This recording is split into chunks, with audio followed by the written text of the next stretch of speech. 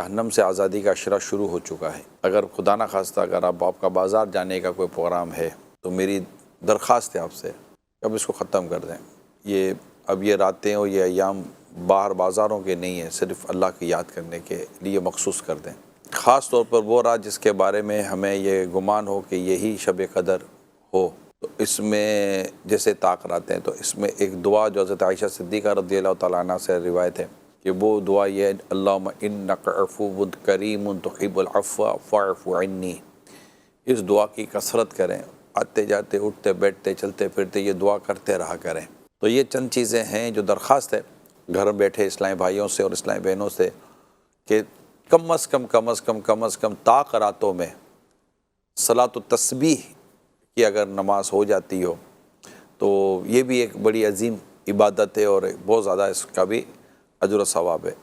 ایک بار کم از کم سورہ یاسین شریف اور سورہ ملک کی تلاوت تو روزانہ رات کو کرنی چاہیے کہ عذاب قبر سے بچاتی۔ تو یہ چند درخواستیں تھیں آپ سے کرنی تھی، تو اگر اس کو لے لیں، لکھ لیں اور ٹو ڈو میں لکھ لیں گے کیا کیا کرنے ہیں مجھے آج۔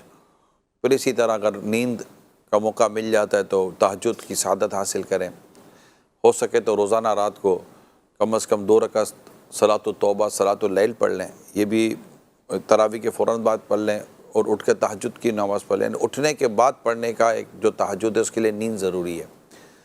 دعا میں بہت وقت دیں، بہت دعا کریں، بہت دعا کریں۔ اگر اللہ توفیق دے تو روئیں جتنا رو سکتے ہیں، رونے کی کوشش کریں، اور اگر واقعی نہ ظاہری باطن بہ کوئی سے رونے کی کیفیت ہی نہیں آ رہی تو اس پر بھی بندہ روئے کہ مجھ پہ یہ کیفیت کیوں طاری نہیں ہو رہی۔ اور خوش نصیب ہوگا وہ شخص جسے شب قدر میں جبریل امین سے مصافحہ کرنے کی سعادت ملے۔ وہ مصافحہ بھی کرتے ہیں خوش نصیبوں سے۔